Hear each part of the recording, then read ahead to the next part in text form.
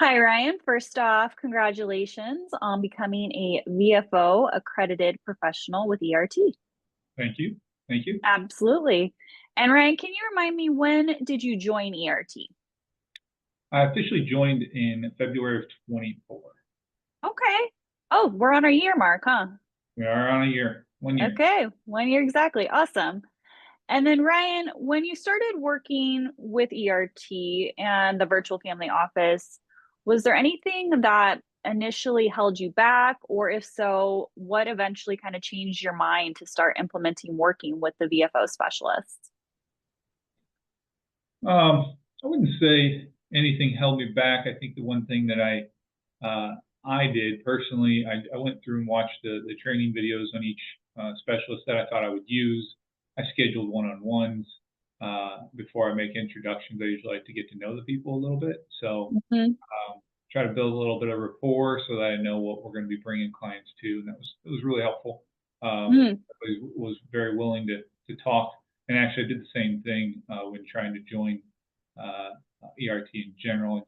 I grabbed some people, didn't know at the time who they were, but now they've gotten to know them. They're obviously got great reputation within the family, and those that one-on-one time helped me move my needle. So Mm. Yeah, I'm really glad you touched on that because I think oftentimes that gets overlooked where, of course, you're looking ahead to the stage where you're going to bring the client into the mix. But I think that initial or exploratory call is so vital because, like you said, it gives you a chance to, one, get to know the specialist, their process, their personality. And then two, it kind of sets you up for a stronger foundation when you go to speak to the client, and or you'll know if that specialist is a good fit and maybe they're not. So then that allows you to explore another specialist and interview them and play matchmaker and see who's the best fit for that particular client. yeah, definitely, it was good. Awesome. Yeah, thanks for sharing that. Super important. And then, Ryan, can you talk just a little bit about how adding the VFO, the virtual family office, to your firm's offerings in particular has impacted your clients and their perception of your firm? Um, my practice uh, uh, is actually it's of good size, but not a lot of clientele that um, they're really good fits for the family office. So I had a handful that Mm-hmm.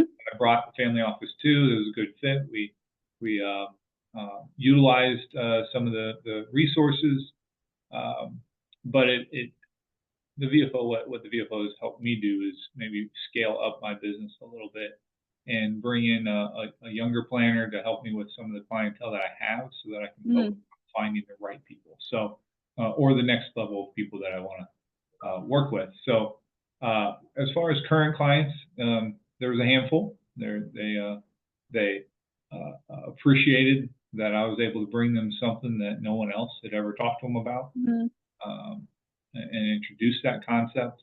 But now it's just a matter of growing the practice with new clients. Great. Awesome. Love that perspective. Yeah, it kind of speaks to as well, like you said, like, okay, maybe I don't have 50 clients this is a great fit for, but there's five. So how everyone is kind of different in their practice and that customization and just seeing how you can improve upon those five and maybe that'll snowball over time as well. So thanks for sharing that. Super important. Yeah. And then to build on that just a little bit, can you share an example of a VFO case that you've done recently and also what the impact was on the client? And that can be savings, earnings, and then what that revenue share in turn looked like for you. Yeah.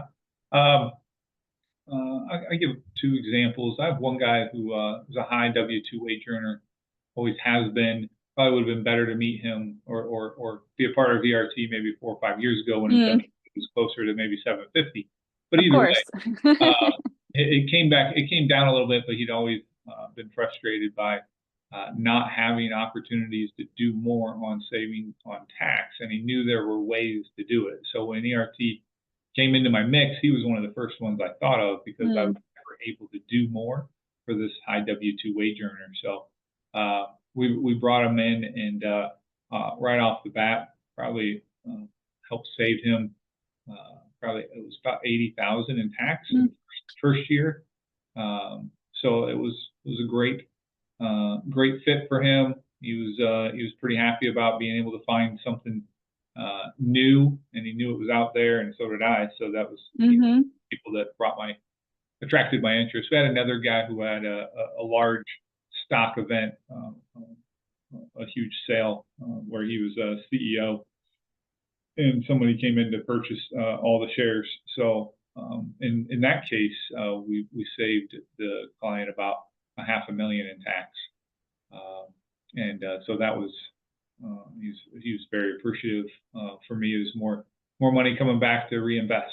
So that was a good result Yes, as well. So yeah, definitely, very impactful. yeah, a lot of high impact. So Yeah, awesome. Love it. Thanks for sharing those two examples. And I think it's really important too, like you said, it just kind of comes back to where you're ultimately helping the client a completely different way than they're used to. And whether the revenue share is really high or not so much, it'll again continue to build to where with multiple cases, multiple clients, you will also kind of reap the benefits, so to say, just because you are customizing and thinking about the clients. So thanks for sharing that as well, Ryan. mhm. Awesome. And then, Ryan, can you remind me, do you have any CPA partners or a partner that you're currently working with? Yeah, so I have two CPA partners, and I have one other partner that's not a CPA, but they are business coaches, and they have a plethora of business owners that this seems to be a great fit for. Uh, Mm, so for them, they've referred a substantial number of people, and they pretty regularly schedule 1 or 2 meetings a month okay. with their clients or their prospects. They're trying to get somebody in, so they say, hey, we have this opportunity or this option, and sometimes that'll move them over the needle to get them going. So, Great. And have you worked with those CPA partners slash other COIs on any implementation of the VFO? yep, yep. We've implemented the CPA. We have 2 cases that are in implementation. The business coaches have 6 clients that have implemented, uh, and so and we've probably got a handful, maybe 8 or 10 more that are Hmm, in works one way or another. So, uh, solid. Awesome. yeah. And have you seen any positive changes other than adding to their revenue in those CPA partners and those COI partners? And that can be even in their personal life or anything else really since they became a part of your team. I would go to stage from the CPA partner who's a bit younger relative to the industry. Um, he just knows. I think he said it during his intake was he's not real excited to do the tax work, but he's excited Mm, to understand the strategy around tax work that's out there that he knows is available but didn't know where to find it. So um, mm, I think it's a career changer for him. He wants to hire people to do returns and be a strategist for clientele. And awesome. we were able to offer that to him. So Yeah, it sounds like you're the who to get them there. So through that partnership, yeah, it can be such a game changer to really kind of even just free up whether it's actual time or mental capacity for him to hone in on what he really wants to do and how he wants to spend his time.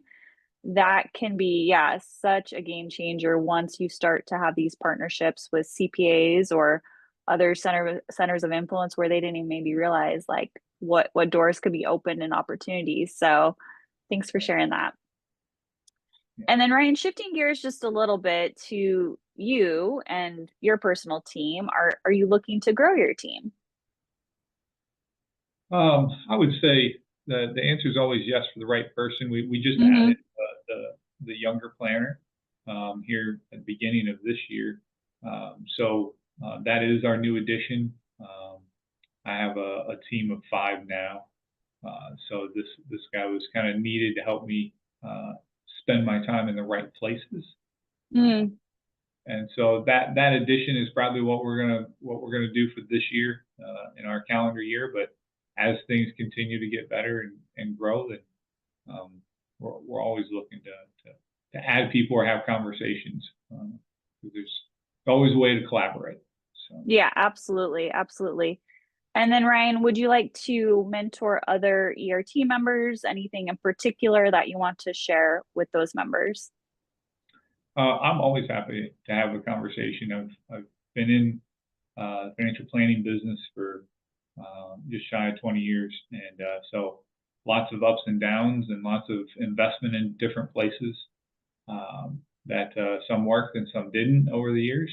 So people are looking to understand how ERT is changing my business. I'm happy to have that conversation because it for sure has given me a new path or a different path, one that I was trying to do for probably the last 10 years, but didn't have a way to do it. So yes, the training, the conversations, and the availability of specialists, something that I definitely had not had before now. So. great. Awesome. Last question for you, Ryan. What is one word to describe your growth? And that can be personally, professionally, financially, since joining ERT. Yeah, last year, my expectation of growth was probably about an 8 or 10% growth. In previous years, I had grown probably 25% year over year for the last 3 years, and my size last year kind of determined that I probably wouldn't be able to get that substantial growth, and I ended up growing 30% last year.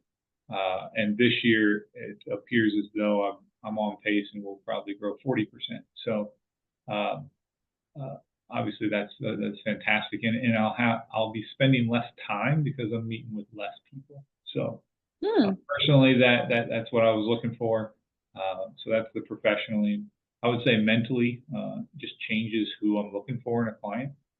I'm still working with referrals that come in the door, but I'm definitely more selective, and I have a team that helps me be selective. So, and ERT is really the reason why I'm able to do that. So, yeah. So we can probably break that down into maybe not one word, but two, like substantial growth. It sounds like in all facets, financially and professionally and personally and all that good stuff. So that's great that you were anticipating, single digits and kind of got blown away. So that's awesome. Yeah, and it really, I mean, the layer on top was the proactive planning fees. It's all growing into. That's why I think I'll have substantial growth this year, because I raised those fees up. Yes. And so that I'm not giving away our family office as I may have done last year a little bit. So absolutely, yeah, just leaning into growth and the value that you can bring, and tapping into the VFO and partnerships and everything that you're doing. So definitely excited to see what's to come. We're just in the beginning of the year. So I feel fully confident that you're going to see even more growth this year. And congrats again, Ryan. Excellent. Thank you. Thank you so much.